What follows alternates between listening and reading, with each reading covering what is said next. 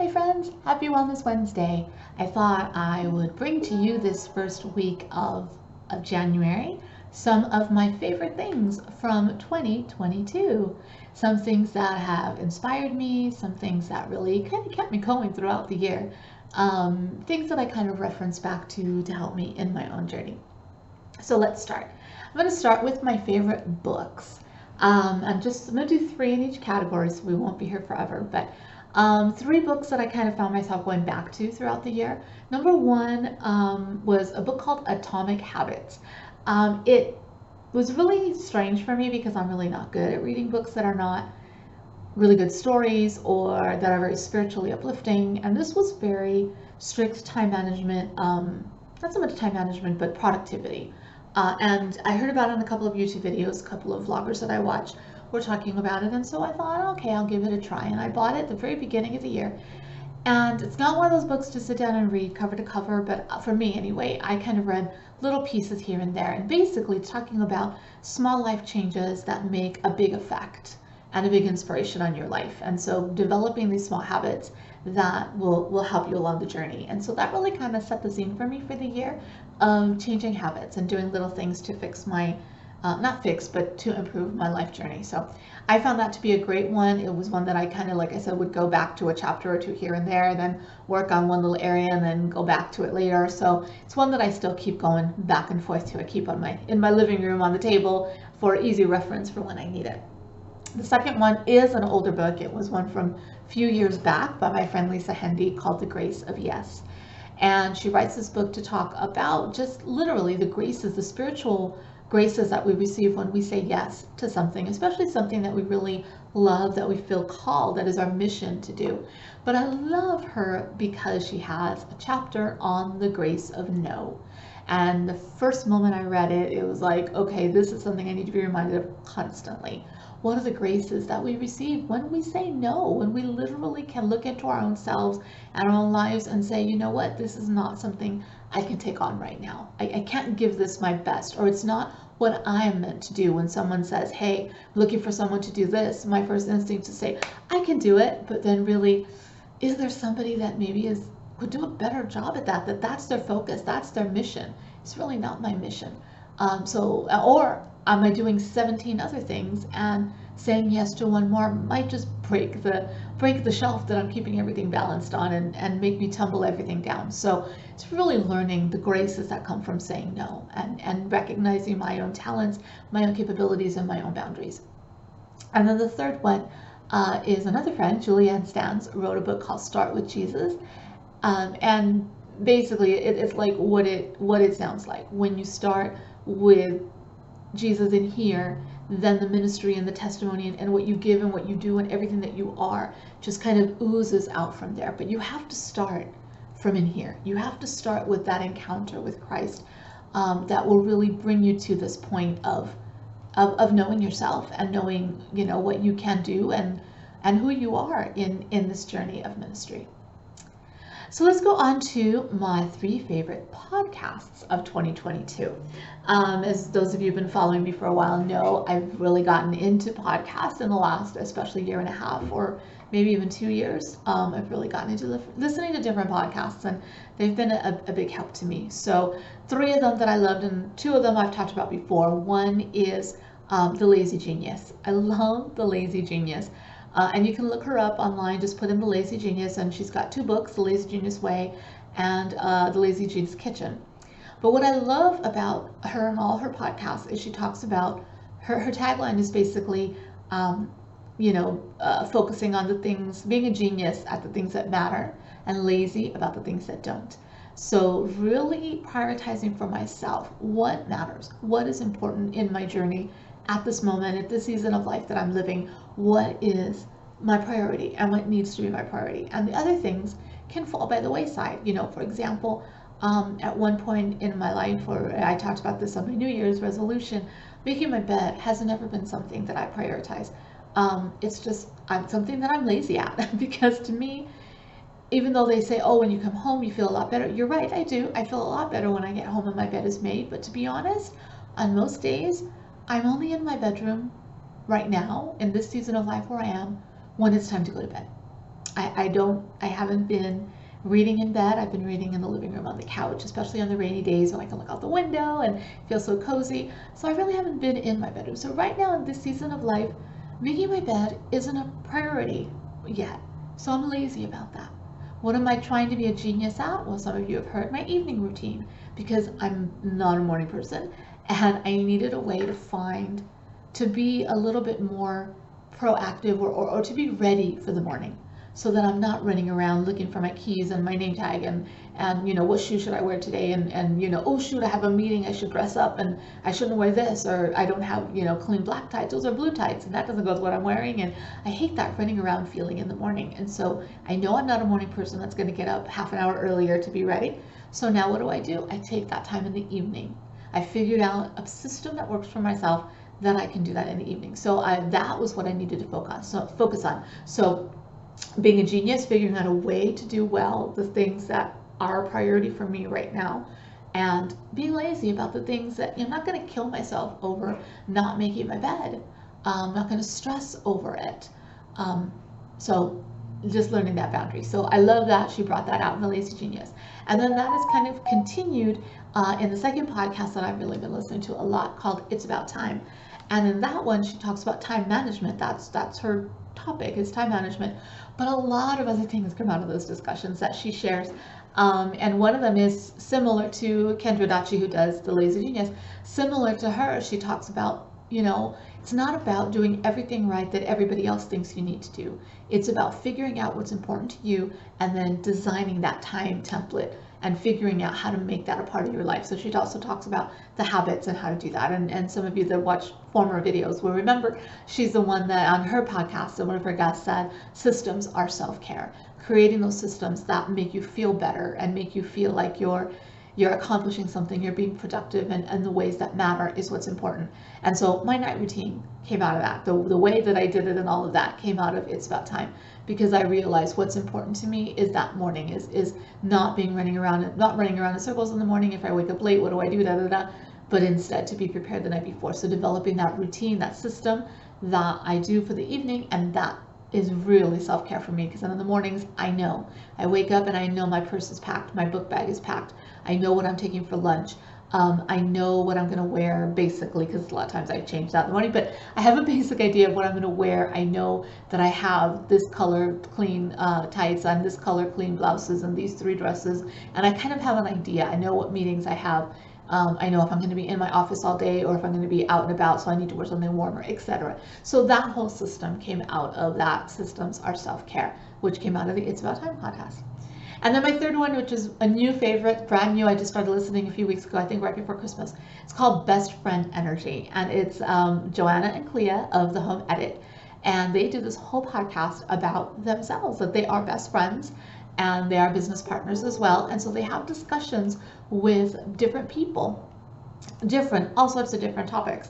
And I've just loved it because of their energy. They make me laugh, they make me cry, but I can see their friendship and I can see that they gain energy from each other. Even though they're different, they energize each other and they encourage each other. And so aside from what they're talking about, which several topics I've really enjoyed, it's their energy of them together that's just been really, exciting for me and something that I've really come to like. So those are my 3 podcasts.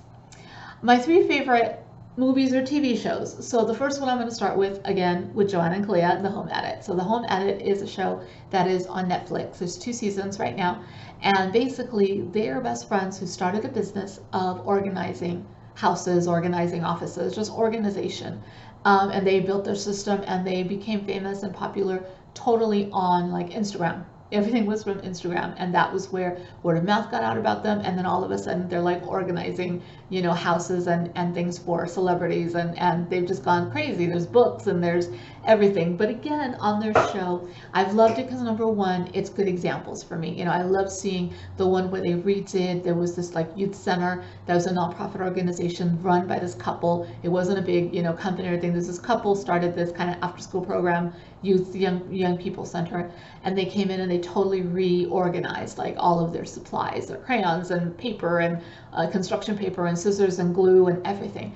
And I saw that and thought, ooh, that I have so many like supplies, office supplies and things in my office. And I love the way that they organized it, gave me some ideas. So that kind of thing. But again, their energy and their positivity have just been really like, I'll watch it and then I'll think, I want to go organize something. I want to go do something. It gives me that motivation. So I've loved watching The Home Edit on Netflix. The second one is one, again, loved it, loved it, loved it, watch it all the time still, play it on the TV while I'm doing housework, is the movie Encanto. I was so excited to see that Disney was going to do another Hispanic-based cartoon. I loved Coco. I can't watch Coco anymore because it's, to me, I find it very sad. That song, Remember Me, just kills me. It's a beautiful song, and it just, drags at my heart because it's so beautiful and so heartbreaking. But Encanto, just the music is so lively and exciting, and if you watched it, you know that the song sticks in your head, all of them, not even just one, but all of them stick in my head, and they just liven me up. But also the themes that he covers in this movie. I mean, the first time I saw it, I just thought, oh, this is going to be a fun little movie on a Saturday afternoon, put it on Disney Plus and sat down on my couch to watch it. And I loved the whole, Mirabel is the lost middle sister that, doesn't know, I don't know if she's the middle or youngest, but she's the lost sister that just doesn't know where she fits in her family. She's the strange one. That's always been a great theme for my life. I've always loved those characters that feel like the odd one out. But also that, she's so centered on family, no matter what. Even if she's maybe not the closest to everyone in her family, but she's centered on family. Family is what's vitally important to her. And then they get to the sister Luisa and her song. And if you've seen it, you know what I'm talking about. Luisa is the sister. So they all have gifts. They all have magical gifts, except for Mirabel. But Luisa has the gift of strength, amazing strength. And so she can like carry, 6 cows, and she can pull the church, literally pull the church building because it's crooked, and move it straighter, or move it, a couple of yards over. So she's strong. The whole town relies on her. We know she's walking through the town, people, Luisa, the cows are out again. Luisa, come do this. And she's running back and forth happily doing everything. And so when she and Mirabel have this conversation about her gift, she starts to reveal how she feels deep inside, that the pressure of feeling the whole town literally on her back has gotten to her. And people just don't understand that deep inside. They see her on the outside as, yes, I'm here to do this for you.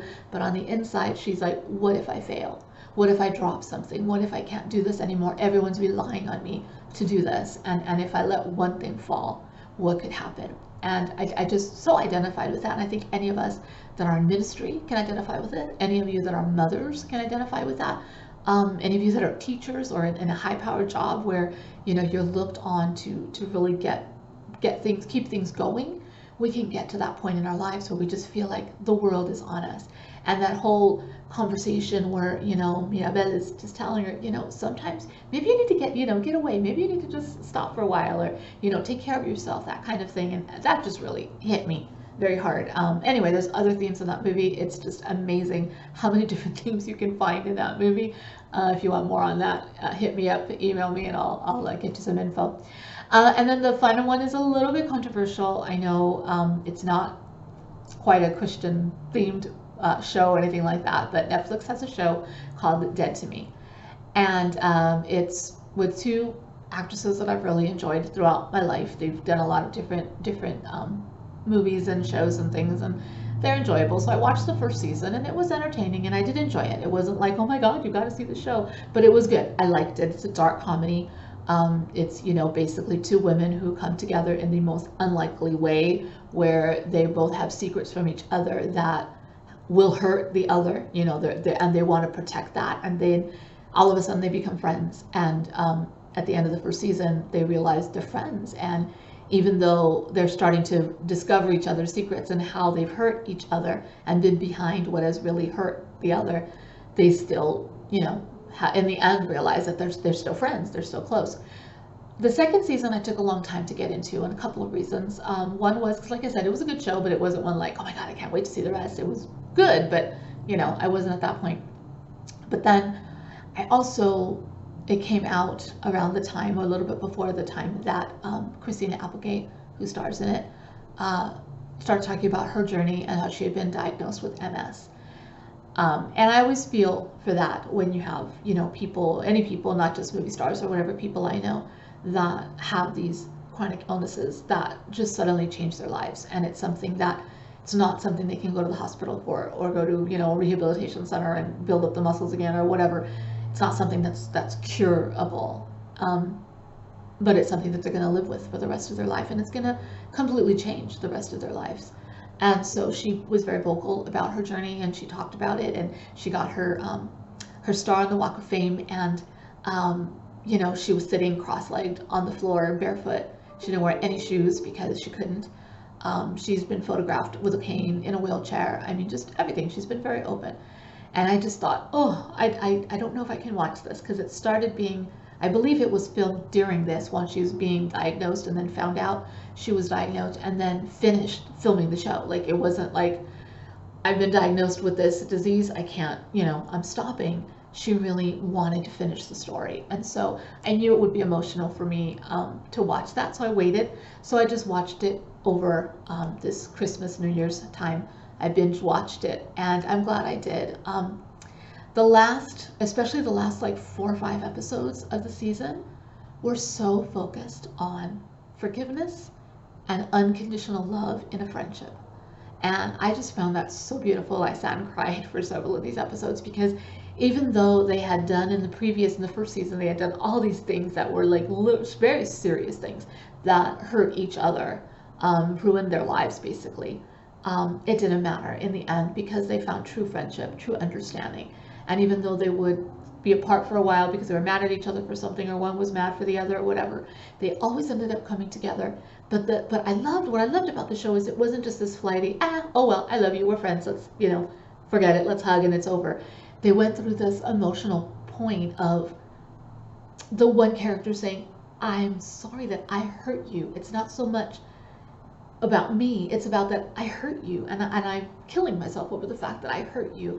And the other friend finally coming to terms with forgiveness, true forgiveness. I forgive you, because no matter what you've done, we're friends. In the end, what we've been through together, I'm always going to be by your side. And just, I found that just so refreshing in the show. So I really like the ending. Again, it's not one I recommend necessarily to everyone, because it does have a lot of adult themes. It's a dark comedy. It's not meant to be lighthearted and fun. It's I mean, part of it is, but it is a dark comedy, so there are some very adult themes involved.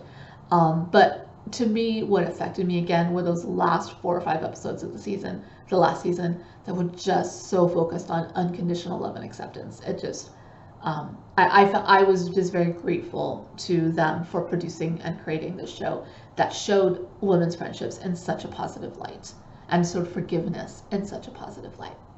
So there you go, a little longer than I expected, sorry, but some of my favorite things for 2022. If you have some shows or some podcasts or books that you think I should read for 2023, or watch or listen to for 2023, please don't hesitate to comment or email me or message me or whatever. I always love recommendations. I'll try to put some links in the description for some of these things that I've talked about, especially the podcasts, so that you can look them up for yourselves. So until then, take good care of yourself.